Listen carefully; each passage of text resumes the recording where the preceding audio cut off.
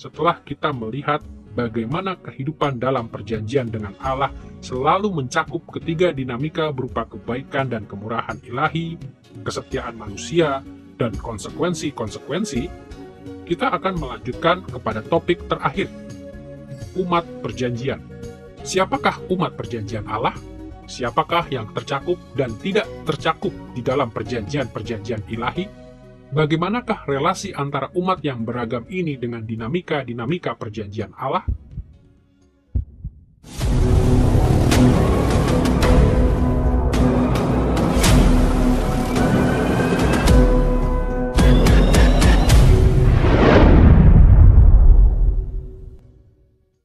Untuk menjawab pertanyaan-pertanyaan ini, kita akan menyentuh dua hal. Pertama, kita akan mempelajari kelompok-kelompok manusia. Dan kedua, kita akan melihat penerapan dari dinamika-dinamika perjanjian pada berbagai kelompok manusia yang beragam ini. Mari pertama-tama kita melihat bagaimana pengelompokan umat manusia dalam relasinya dengan perjanjian-perjanjian Allah. Sayangnya, kita hidup pada masa ketika ada banyak kerancuan tentang umat perjanjian. Biasanya orang-orang Kristen Injili menganggap ada dua macam kategori manusia di dalam dunia. Orang-orang percaya dan orang-orang yang tidak percaya. Orang yang diselamatkan dan tidak diselamatkan. Masalahnya muncul karena banyak kaum Injili menyamakan orang-orang percaya dengan mereka yang berada di dalam perjanjian dengan Allah. Dan orang-orang yang tidak percaya dengan mereka yang berada di luar perjanjian Allah. Dalam perspektif ini, hanya ada dua macam orang. Namun, ketika kita lebih mencermati umat perjanjian ilahi ini, segera menjadi jelas bahwa pengelompokan ke dalam dua bagian ini tidak cukup mendeskripsikan umat manusia. Untuk menjabarkan perspektif yang lebih memadai mengenai pengelompokan manusia, kita akan meninjau dua hal. Pertama, pengelompokan manusia di dalam perjanjian-perjanjian ilahi.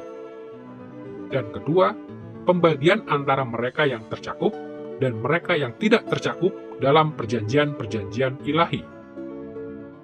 Pertama, kita perlu melihat bahwa pengelompokan yang penting terhadap manusia muncul di dalam setiap perjanjian yang ada di Alkitab. Setiap perjanjian dalam perjanjian lama mencakup baik orang-orang percaya maupun orang-orang tidak percaya. Tidaklah sulit untuk melihat hal ini dalam perjanjian-perjanjian dengan Adam dan Nuh.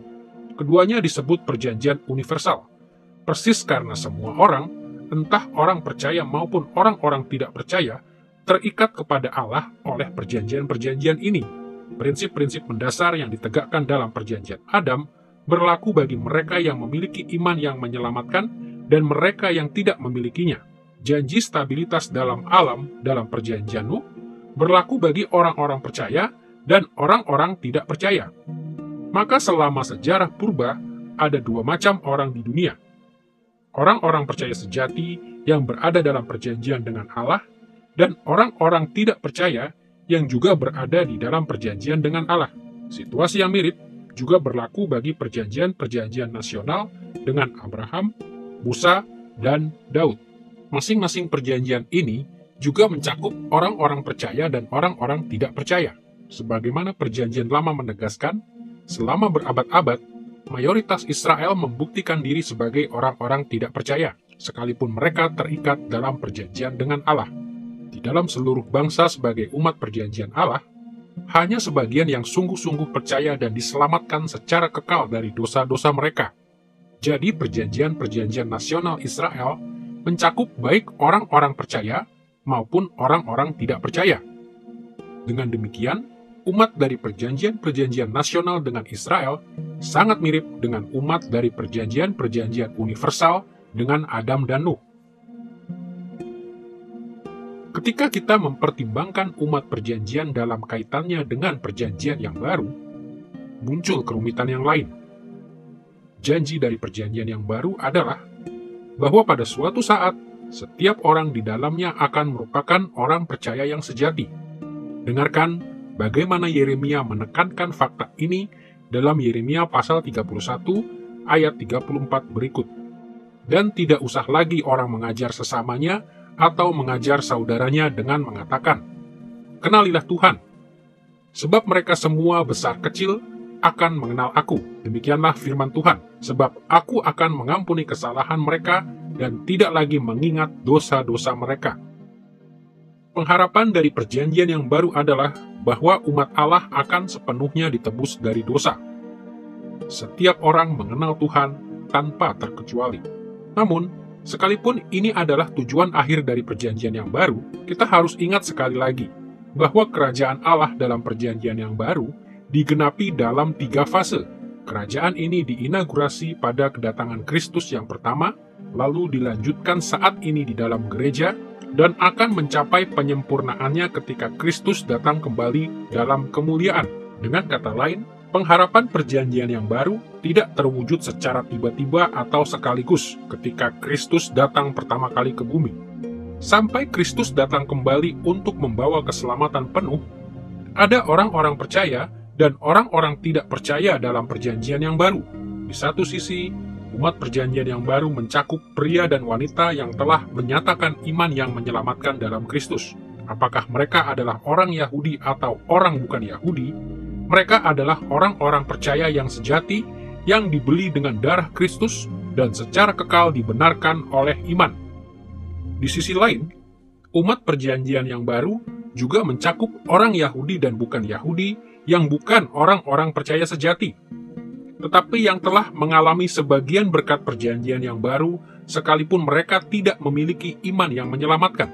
Dengarkan bagaimana Rasul Yohanes berbicara tentang orang-orang tidak percaya dalam gereja dalam 1 Yohanes pasal 2 ayat 19 berikut. Mereka memang berasal dari antara kita, tetapi mereka tidak sungguh-sungguh termasuk pada kita. Sebab jika mereka sungguh-sungguh termasuk pada kita, niscaya mereka tetap bersama-sama dengan kita. Tetapi hal itu terjadi supaya menjadi nyata bahwa tidak semua mereka sungguh-sungguh termasuk pada kita. Di sini, Sang Rasul berbicara tentang orang-orang yang meninggalkan iman Kristen. Ia mengatakan, dalam pengertian tertentu, mereka berasal dari antara kita. Artinya mereka adalah bagian dari gereja Kristen. Namun ia juga berkata bahwa dengan meninggalkan iman, mereka menegaskan bahwa mereka tidak sungguh-sungguh termasuk pada kita. Artinya mereka bukan orang-orang percaya yang sejati. Seperti yang ia katakan, jika mereka sungguh-sungguh termasuk pada kita, niscaya mereka tetap bersama-sama dengan kita. Artinya mereka akan tetap setia sampai akhir. Kita semua tahu bahwa daftar anggota gereja mencakup orang-orang yang diselamatkan dari dosa-dosa mereka dan mereka yang tidak diselamatkan. Tidak ada orang yang mengklaim bahwa setiap orang yang terhitung dalam umat perjanjian yang baru benar-benar diselamatkan. Sekalipun kita tidak dapat selalu membedakan mereka, perjanjian baru secara jelas mengajarkan bahwa sampai Kristus datang kembali, gereja, komunitas perjanjian yang baru, terdiri atas orang-orang percaya yang sejati dan orang-orang tidak percaya. Kedua, kita juga harus mengenali suatu pengelompokan yang penting di antara manusia, yaitu antara mereka yang tercakup dan mereka yang tidak tercakup dalam perjanjian-perjanjian tertentu. Kita memahami bahwa setiap orang tercakup dalam perjanjian universal dengan Adam dan Nuh. Tidak ada orang yang tidak tercakup di dalam fondasi dan stabilitas alam yang ditetapkan dalam perjanjian-perjanjian ini. Namun situasi manusia telah berubah setelah Allah memilih Israel sebagai umatnya yang istimewa. Dengan dipilihnya Israel sebagai umat perjanjian Allah, muncullah kerumitan.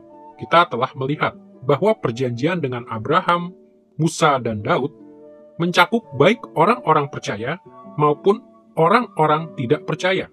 Namun, perjanjian-perjanjian ini diadakan dengan sekelompok orang yang terpilih, orang Israel, dan dengan beberapa orang bukan Yahudi yang diadopsi menjadi orang Israel. Yang pasti, semua orang, termasuk orang-orang bukan Yahudi, adalah umat dari perjanjian-perjanjian universal. Tetapi orang-orang bukan Yahudi bukanlah umat dari perjanjian-perjanjian nasional yang khusus yang diadakan dengan Israel. Dengarkan cara Paulus menggambarkan orang-orang bukan Yahudi di Efesus sebelum mereka menjadi orang-orang percaya.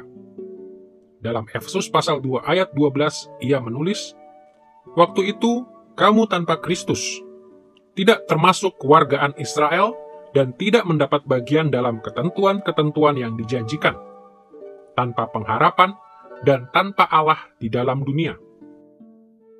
Orang-orang di luar perjanjian nasional dengan Israel adalah tanpa Allah dan tanpa pengharapan. Jadi ketika kita masuk ke dalam perjanjian-perjanjian nasional, sesungguhnya ada 3 macam orang di dunia.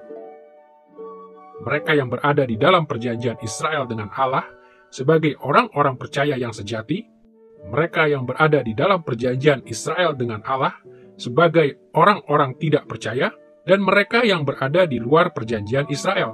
Situasi yang sama yang melibatkan 3 kelompok ini juga berlaku dalam perjanjian yang baru. Sampai Kristus datang kembali dalam kemuliaan, perjanjian yang baru mencakup orang-orang percaya dan orang-orang tidak percaya di dalamnya. Namun, selain kedua macam kelompok orang di dalam perjanjian yang baru, kita juga harus menambah kategori ketiga. Pria dan wanita yang menolak Injil. Mereka yang tidak mengklaim sebagai orang Kristen.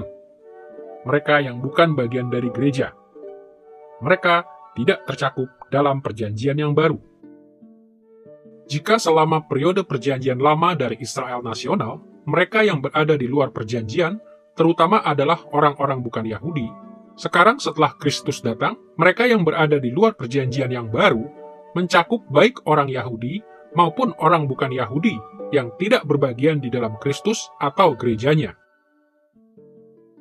Perjanjian-perjanjian universal mencakup semua orang, baik orang-orang percaya maupun orang-orang yang tidak percaya. Perjanjian-perjanjian nasional tidak mencakup mayoritas yang sangat luas dari orang bukan Yahudi, namun juga mencakup baik orang-orang percaya maupun orang-orang tidak percaya di antara orang Israel. Perjanjian yang baru tidak mencakup orang Yahudi dan orang bukan Yahudi yang tidak berbagian dalam iman Kristen, tetapi juga mencakup baik orang Yahudi maupun orang bukan Yahudi yang adalah orang percaya dan orang yang tidak percaya. Setelah kita melihat bagaimana manusia dibagi ke dalam berbagai kelompok terkait dengan perjanjian-perjanjian Allah, kita siap untuk membahas hal lainnya. Bagaimanakah dinamika-dinamika perjanjian, kebaikan dan kemurahan ilahi, kesetiaan manusia, dan konsekuensi-konsekuensi dari kesetiaan dan ketidaksetiaan diterapkan pada kelompok-kelompok yang beragam ini?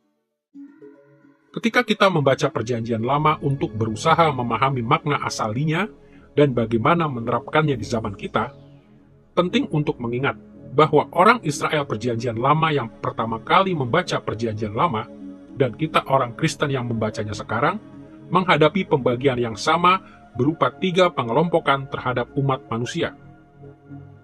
Mereka yang berada di luar perjanjian, orang-orang tidak percaya di dalam perjanjian, dan orang-orang percaya di dalam perjanjian. Itu berarti bahwa jika kita ingin memahami bagaimana dinamika-dinamika perjanjian ini diterapkan pada orang-orang yang hidup di zaman perjanjian lama, dan kemudian mengaitkan dimensi-dimensi dari makna asalinya dengan zaman kita sekarang, kita harus selalu memikirkannya dalam konteks ketiga jenis orang ini. Pertama, kita harus memikirkan orang-orang tidak percaya yang tidak tercakup dalam perjanjian-perjanjian nasional dengan Israel, dan orang-orang tidak percaya yang tidak tercakup dalam perjanjian yang baru. Kita harus memikirkan orang-orang yang tidak percaya yang tercakup dalam perjanjian-perjanjian nasional dengan Israel, dan orang-orang tidak percaya yang tercakup dalam perjanjian yang baru. Kita harus membahas orang-orang percaya yang sejati dalam perjanjian-perjanjian nasional dengan Israel dan orang-orang percaya sejati di dalam perjanjian yang baru. Pertama-tama, marilah kita melihat bagaimana dinamika-dinamika perjanjian diterapkan pada orang-orang yang tidak percaya yang tidak tercakup dalam perjanjian-perjanjian dengan Israel dan dalam perjanjian yang baru. Walaupun orang-orang yang tidak percaya ini sebenarnya hidup sebagai orang yang terhilang, mereka berpartisipasi dalam perjanjian-perjanjian universal dengan Adam dan Nuh. Hidup mereka disentuh oleh ketiga dinamika perjanjian-perjanjian ini. Pertama-tama, semua orang yang tidak percaya mengalami kebaikan Allah melalui belas kasihan yang Ia tunjukkan kepada semua orang. Seperti yang dinyatakan oleh Yesus dalam Matius pasal 5 ayat 45. Bapamu yang di sorga menerbitkan matahari bagi orang yang jahat dan orang yang baik, dan menurunkan hujan bagi orang yang benar dan orang yang tidak benar. Kita sering menyebut berkat-berkat ini sebagai anugerah umum, karena berkat-berkat itu bukan belas kasihan yang menyelamatkan, melainkan anugerah yang dinyatakan kepada semua manusia. Kedua, bahkan orang-orang yang tidak percaya di luar perjanjian nasional dan perjanjian yang baru diwajibkan untuk setia kepada pencipta mereka. Banyak orang yang tidak percaya yang berada di luar perjanjian-perjanjian yang eksklusif mempunyai setidaknya sedikit pengetahuan tentang wahyu khusus yang diberikan kepada Israel dan kepada gereja. Namun selain ini, bahkan mereka yang tidak mempunyai pengetahuan spesifik tentang ajaran perjanjian lama atau perjanjian baru, memiliki pengertian dasar tentang kewajiban mereka untuk melayani Allah yang berasal dari wahyu umum atau wahyu alam.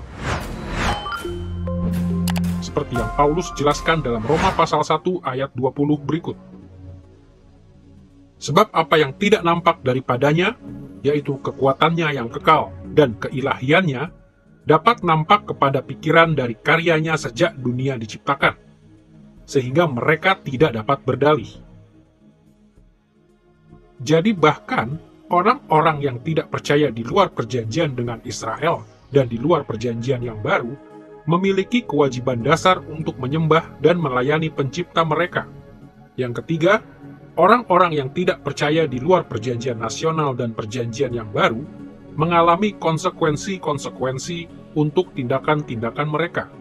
Terkadang, Allah memberikan berkat-berkat sementara kepada orang-orang tidak percaya ketika mereka hidup sesuai dengan kebenaran. Bahkan di antara orang-orang yang tidak percaya ini, kehidupan yang bijaksana dapat mendatangkan keuntungan. Di waktu lainnya, Allah membalas pemberontakan mereka yang terang-terangan dengan kutuk-kutuk yang sementara. Walaupun ada pengalaman yang bermacam-macam yang dialami oleh orang-orang di luar perjanjian, ketika Kristus datang kembali, orang-orang yang tidak percaya ini tidak akan menerima berkat apapun dari Allah. Mereka hanya akan menderita penghukuman kekalnya. Dengan begitu, orang-orang yang tidak percaya di luar perjanjian-perjanjian nasional Israel dan orang-orang tidak percaya yang tidak tercakup dalam perjanjian yang baru pada zaman ini, mengalami segala dinamika dari perjanjian-perjanjian universal. Selanjutnya, kelompok manusia yang kedua yang menjadi fokus kita adalah orang-orang tidak percaya yang ada di dalam perjanjian dengan bangsa Israel dan di dalam perjanjian yang baru. Bagaimanakah dinamika-dinamika dari perjanjian-perjanjian ilahi ini diterapkan kepada mereka? Pertama-tama, Allah telah menunjukkan kebaikan dan belas kasihan yang jauh lebih besar kepada orang-orang ini daripada kepada mereka yang tetap berada di luar perjanjian-perjanjian ini. Memang benar, mereka tidak memperoleh anugerah keselamatan karena mereka bukan orang-orang percaya yang sejati. Namun, dalam perjanjian lama, masih ada keuntungan yang besar dengan menjadi bagian dari Israel. Sama seperti sekarang ini, ada keuntungan-keuntungan yang besar karena menjadi bagian dari gereja perjanjian baru. Rasul Paulus menunjukkan keuntungan-keuntungan dari partisipasi di dalam perjanjian-perjanjian khusus Allah. Ketika ia menjelaskan keuntungan yang diberikan bahkan kepada orang Israel yang tidak percaya. Dalam Roma pasal 9 ayat 4, ia menulis, "Milik merekalah pengangkatan sebagai anak. Milik merekalah kemuliaan ilahi, perjanjian, penerimaan Taurat, ibadah bait suci, dan janji-janji." Allah menunjukkan belas kasihan yang lebih besar kepada orang-orang yang tidak percaya yang ada dalam perjanjian dengan Israel dan dalam perjanjian yang baru. Dalam perjanjian lama, orang-orang Yahudi yang tidak percaya diselamatkan dari Mesir.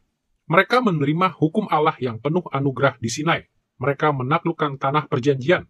Mereka diberkati oleh tahta Daud dan anak-anaknya. Dengan cara yang sama, orang-orang yang tidak percaya dalam gereja perjanjian baru dilayani oleh orang-orang percaya yang sejati. Mereka mendengarkan pemberitaan firman. Mereka turut menikmati karya roh.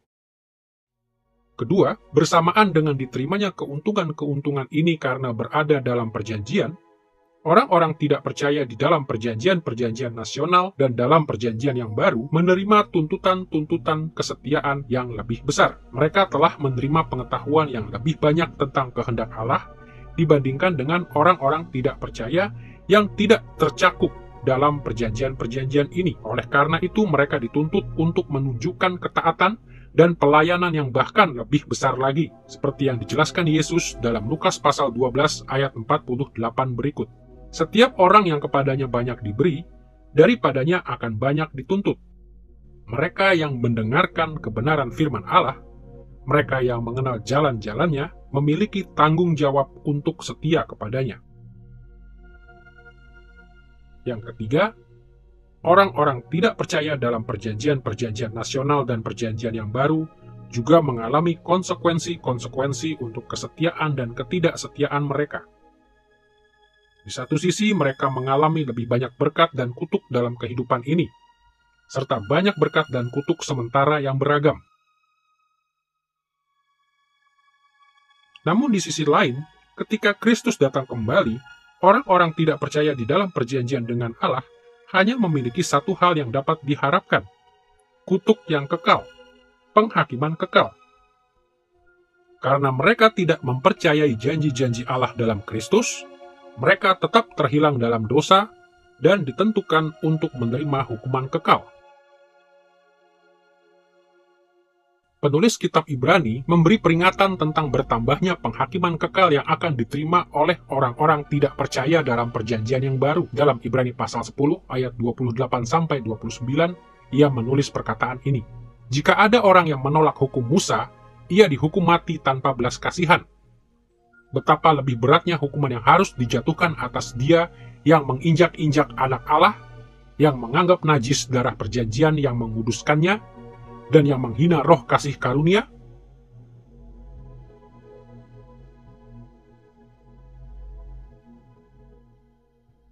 Perhatikan di sini bahwa orang-orang ini dikuduskan oleh darah perjanjian. Bukan berarti bahwa mereka diselamatkan, namun hanya bahwa mereka dipisahkan bagi Allah, yaitu mereka ada di dalam perjanjian dengan Dia. Dan ketika orang-orang ini memberontak terhadap Allah, seperti yang selalu mereka lakukan sampai derajat tertentu, hanya ada satu hal yang dapat diharapkan, yaitu penghakiman kekal dari Allah, penghakiman yang sudah Ia siapkan untuk musuh-musuhnya. Penghakiman ini akan jauh lebih mengerikan, karena belas kasihan yang ditunjukkan kepada mereka begitu besar. Maka kita melihat bahwa bagi orang-orang tidak percaya di dalam perjanjian-perjanjian nasional maupun perjanjian yang baru, dinamika-dinamika kebaikan dan kemurahan ilahi, kesetiaan manusia, dan konsekuensi-konsekuensinya ditingkatkan. Namun kebenarannya adalah, jika mereka tidak bertobat dan mempraktekkan iman keselamatan, orang-orang tidak percaya ini tetap akan menderita penghakiman kekal dari Allah. Kelompok manusia yang ketiga yang perlu kita perhatikan ketika kita membaca Perjanjian Lama dan menerapkannya di masa sekarang adalah orang-orang percaya di dalam perjanjian. Orang-orang ini adalah umat khusus Allah yang luar biasa istimewa, yang tujuan akhirnya sudah pasti adalah kehidupan kekal dalam Kristus. Kebaikan dan kemurahan ilahi yang diperlihatkan kepada orang-orang percaya sejati itu mutlak tidak terukur, termasuk pengampunan dosa dan persekutuan kekal dengan Allah. Seperti yang Paulus tuliskan di dalam Roma pasal 8 ayat 1-2 berikut. Demikianlah, sekarang tidak ada penghukuman bagi mereka yang ada di dalam Kristus Yesus. Karena melalui Kristus Yesus, hukum dari roh kehidupan memerdekakan aku dari hukum dosa dan maut. Pada saat yang sama, walaupun kita bebas dari penghukuman karena Taurat Allah, kita juga telah dipanggil untuk menyatakan ketaatan yang setia, karena ucapan syukur atas apa yang telah Allah lakukan bagi kita di dalam Kristus. Itu sebabnya, dalam Roma pasal 8 ayat 7, Paulus melanjutkan dengan mengontraskan orang-orang percaya dengan orang yang tidak percaya dengan mengatakan, sebab keinginan daging adalah perseteruan terhadap Allah, karena ia tidak takluk kepada hukum Allah. Sebaliknya, pikiran yang mengasihi Allah tunduk kepada hukumnya. Maka dalam Roma pasal 8 ayat 12-13, Paulus menambahkan kata-kata ini. Jadi saudara-saudara, kita adalah orang yang berhutang untuk mematikan perbuatan-perbuatan tubuh. Dengan kata lain, Orang-orang percaya memiliki kewajiban untuk hidup secara berbeda dengan orang-orang tidak percaya, yaitu mereka memiliki kewajiban untuk tunduk pada hukum Allah, bukan agar mereka diselamatkan, melainkan untuk memuliakan Allah. Seperti halnya orang Israel Perjanjian Lama, orang-orang Kristen harus mengikuti aturan-aturan dan tata tertib dari kitab suci untuk menguji dan membuktikan iman mereka. Orang-orang percaya yang sejati dalam Perjanjian Lama dipanggil untuk menaati Taurat Musa sebagai ujian iman mereka, sebagaimana Musa memberitahu umat itu dalam Ulangan pasal 8 ayat 2 berikut. Ingatlah kepada seluruh perjalanan yang kau lakukan atas kehendak Tuhan Allahmu di padang gurun selama 40 tahun ini, dengan maksud merendahkan hatimu dan mencobai engkau untuk mengetahui apa yang ada di dalam hatimu, yakni apakah engkau berpegang pada perintahnya atau tidak. Orang-orang Kristen dalam Perjanjian Baru dipanggil untuk menjalani ujian yang sama, seperti yang Paulus sampaikan kepada jemaat di Korintus dalam 2 Korintus pasal 13 ayat 5 berikut. Ujilah dirimu sendiri. Apakah kamu tetap tegak di dalam iman? Selidikilah dirimu. Apakah kamu tidak yakin akan dirimu bahwa Kristus Yesus ada di dalam diri kamu? Sebab jika tidak demikian, kamu tidak tahan uji. Kristus adalah anak Allah yang taat secara sempurna, dan kebenarannya diperhitungkan kepada kita agar keselamatan kekal kita dijamin. Namun di dalam menjalani kehidupan kita sehari-hari, kita harus membuktikan keselamatan yang telah Allah karuniakan kepada kita. Sebagaimana Paulus menguatkan orang Filipi dalam Filipi pasal 2 ayat 12 berikut. Tetaplah kerjakan keselamatanmu dengan takut dan gentar. Ketiga, orang-orang percaya yang sejati dalam Perjanjian Lama dan Perjanjian Baru mengalami konsekuensi-konsekuensi dari kesetiaan dan ketidaksetiaan mereka. Di satu sisi, orang-orang percaya mengalami baik berkat sementara maupun kutuk sementara dari Allah. Paling tidak, kita dikaruniai berkat-berkat dari Roh Allah. Dan lebih dari ini, Allah sering mengaruniakan bahkan berkat-berkat jasmani kepada umatnya. Tetapi hal yang sebaliknya juga berlaku. Penulis Ibrani menjelaskan bahwa Allah melatih anak-anaknya yang sejati melalui disiplin. Dalam Ibrani pasal 12 ayat 6, ia menulis, Tuhan menghajar orang yang dikasihinya, dan ia menyesah orang yang diakuinya sebagai anak. Terlepas dari pengalaman-pengalaman yang bercampur di sini dan saat ini dalam hidup ini, pada akhirnya ada perbedaan yang besar sekali antara orang-orang tidak percaya di dalam perjanjian dan orang-orang percaya yang sejati di dalam perjanjian. Hanya ada satu hasil akhir bagi mereka yang memiliki iman keselamatan. Ketika Kristus datang kembali dalam kemuliaan, orang-orang percaya yang sejati hanya akan mengalami berkat-berkat kekal dari Allah. Seperti yang kita baca dalam Wahyu pasal 21 ayat 7 berikut. Barang siapa menang, ia akan memperoleh semuanya ini. Dan aku akan menjadi Allahnya, dan ia akan menjadi anakku. Ketika kita terus mempelajari Perjanjian Lama dalam serial ini, kita perlu selalu mengingat ketiga kelompok manusia ini dan bagaimana dinamika-dinamika perjanjian diterapkan kepada mereka. Ketika kita mengingat perbedaan-perbedaan antara orang-orang tidak percaya di luar perjanjian-perjanjian nasional dan perjanjian yang baru, orang-orang tidak percaya di dalam perjanjian-perjanjian ini, dan orang-orang percaya yang sejati di dalam perjanjian-perjanjian ini, kita akan diperlengkapi untuk memahami implikasi-implikasi yang dimiliki Perjanjian Lama untuk orang Israel kuno yang pertama kali membacanya, dan kita akan lebih diperlengkapi untuk mengetahui bagaimana penerapannya untuk kita di masa kini. Di setiap tahapan, Perjanjian Lama memanggil orang-orang tidak percaya di luar perjanjian-perjanjian Israel untuk menaklukkan diri mereka kepada Allah dan untuk memasuki perjanjian-perjanjiannya, atau mereka akan menderita penghakiman kekal dari Allah. Perjanjian Lama memanggil mereka yang ada di luar perjanjian yang baru untuk melakukan hal yang sama saat ini. Perjanjian Lama pada awalnya memanggil orang-orang tidak percaya di dalam perjanjian-perjanjian nasional Israel, dan kini memanggil orang-orang tidak percaya di dalam perjanjian yang baru untuk mempraktekkan iman yang menyelamatkan menurut janji-janji Allah di dalam Kristus. atau mereka akan menghadapi penghakiman kekal yang mengerikan karena melanggar relasi perjanjian mereka dengan Allah. Dan perjanjian lama pernah memanggil orang-orang percaya yang sejati di dalam Israel perjanjian lama, dan kini memanggil orang-orang percaya yang sejati di dalam perjanjian yang baru untuk mengingat belas kasihan yang telah Allah tunjukkan kepada mereka, untuk memperlihatkan iman mereka dengan hidup dengan setia di hadapan Allah, dan untuk terus mengharapkan kehidupan kekal dalam langit yang baru dan bumi yang baru yang akan dihadirkan oleh Allah pada saat penyempurnaan kerajaannya.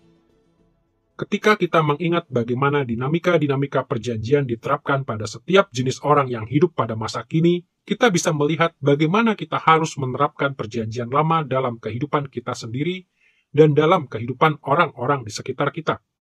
Kita harus bertanya, bagaimana setiap nas memanggil orang-orang tidak percaya di luar perjanjian untuk masuk ke dalam perjanjian yang baru? Dan kita juga harus bertanya, bagaimana setiap bagian memanggil orang-orang tidak percaya di dalam perjanjian yang baru untuk melangkah maju kepada iman yang menyelamatkan dalam Kristus.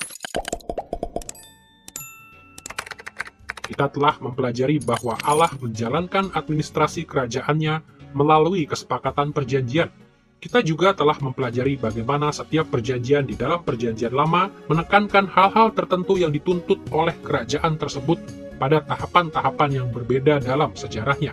Kita telah menelusuri dinamika-dinamika dasar dari relasi perjanjian dengan Allah, dan kita telah melihat bagaimana dinamika-dinamika ini diterapkan pada berbagai macam orang yang hidup di masa lampau dan masa kini.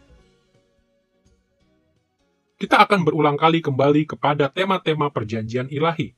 Perjanjian membentuk struktur-struktur kehidupan iman bagi Israel dalam perjanjian lama, dan juga membentuk struktur-struktur kehidupan iman, bahkan pada masa kini.